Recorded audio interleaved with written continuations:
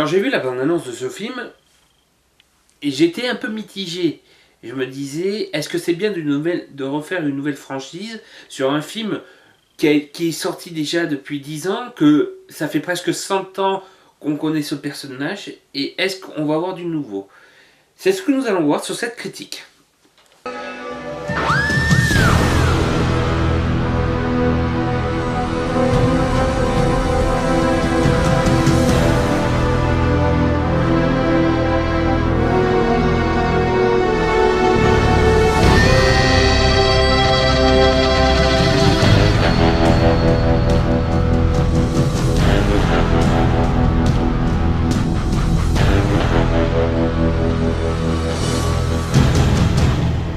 Bonjour à tous et bienvenue dans Fafa fait sa critique. Et aujourd'hui nous allons parler de Kong Skull Island avec... Attends, parce que Kong, ils ont décidé de mettre Kong Skull Island.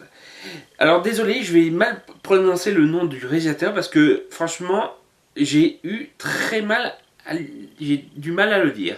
Alors c'est un film réalisé par Jordan Vogt-Robert, ou je sais pas quoi, et c'est avec Tommy Dutton, le Loki de Thor, ainsi que Samuel L. Jackson et Brie Larson. L'histoire se passe après la guerre du Vietnam, c'est-à-dire juste après, vraiment quelques jours, il n'y a même pas ça. Des soldats ainsi qu'une équipe de scientifiques et une photographe et un mercenaire sont envoyés sur une île au sein duquel c'est entouré d'un cyclone et ils cherchent quelque chose. Et là, ils tombent sur quelque chose qu'ils ne s'attendaient pas, King Kong, carrément. Et ils se font, on va dire, méchamment vautrer par la bête. Et voilà, ils doivent survivre sur cette île et ils vont découvrir qu'ils sont pas vraiment l'homme n'est pas le roi du monde en fait. Alors, ce film, comme je l'ai dit avant que je le présente, quand j'ai vu la bande-annonce, la première chose que j'ai dit encore un film sur King Kong. Je comprenais pas pourquoi la logique de faire un film sur King Kong, parce que j'avais peur que ce soit toujours la même histoire, c'est-à-dire que Kong est un dieu sur l'île de Skull Island, les habitants de l'île le vénèrent et ils offrent une femme qui vient d'un autre monde et Kong tombe amoureux. Vous connaissez tous cette histoire, c'est celui-là de 1933 ainsi que de Peter Jackson. J'ai regardé sur internet, il y a à peu près 8 films sur Kong. Où ça, il y a King Kong le retour, King Kong, le remake de King Kong. Alors j'avais peur que ce film soit un remake. Mais en fait, pas du tout. Ce n'est pas un remake, c'est un peu un reboot, mais sans l'histoire originale. Il y a des clins d'œil dans l'histoire originale, c'est ce que j'ai apprécié déjà. Par exemple, on voit le mur, par exemple, comme dans King Kong de Peter Jackson, on voit un mur que les habitants se protègent. Ensuite, il y a plein de petites anecdotes que j'ai remarquées. Après, c'est à vous de voir le film et de regarder et vous dire ça, ah ouais, ça y était. Alors, je ne reprocherai pas franchement beaucoup de choses à ce film parce que j'ai adoré, mais le problème que j'ai, c'est avec les personnages en fait. Les personnages du film manquent de profondeur. Je vais prendre le plus qui m'a vraiment surpris, c'est le personnage de Samuel L. Jackson. Il joue le rôle d'un général qui est déçu des événements dus à la guerre du Vietnam. Et quand il voit que Kong détruit des hélicoptères, ça l'énerve et sa seule devise, c'est de le tuer.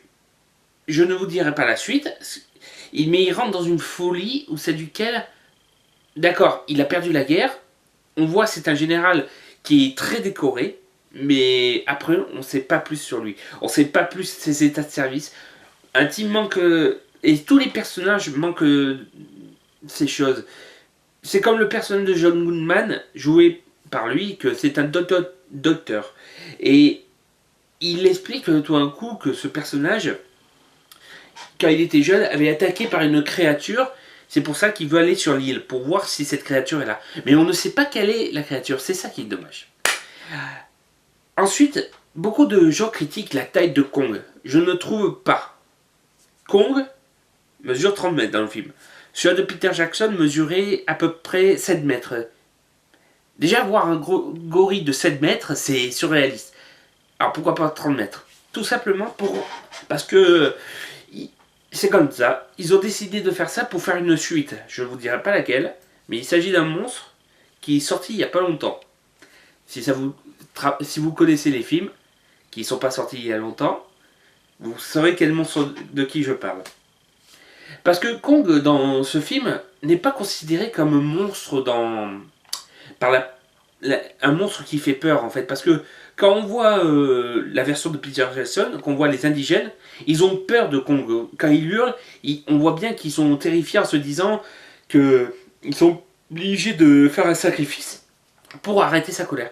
Que là, il est plus vénéré comme un dieu. On voit plus comme une protection contre l'île, contre des créatures qui pourraient détruire l'île.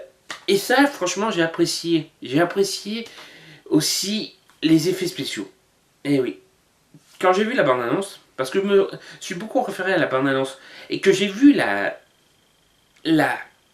comment dire, la taille et aussi la forme de King Kong, puis il n'a pas la nature comme un vrai gorille, mais plus la nature d'un humanoïde, comme le King Kong de 1976, où ça il marche sur ses deux pattes, plus que sur ses quatre pattes. Et franchement, j'ai adoré. C'est une très bonne idée. Parce que au départ, c'était pas bon pour moi, je trouvais ça. Mais en fait, c'est vachement utile.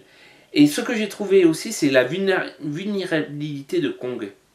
C'est-à-dire que vous avez sûrement vu la bande-annonce. Si vous avez vu vous regardez cette critique parce que vous vous intéressez au film King Kong, c'est que vous avez vu la bande-annonce.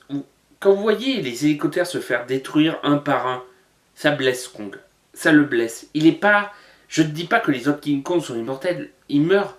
Mais en fait, on le voit saigner, on le voit se faire qu'il a mal, on le sent, on ressent vraiment. Et ça, c'est un bon point. J'ai adoré la musique. La musique, a été réalisée par, comment il s'appelle déjà? Il faut que je regarde plus souvent mes notes que j'ai fait. Alors, la musique, Nané, elle a été faite par Henry Jackman. Henry Jackman, si je me rappelle bien, il a fait des musiques genre Pirates des Caraïbes, Da Vinci Code avec Hans Zimmer. Il a travaillé sur beaucoup de choses.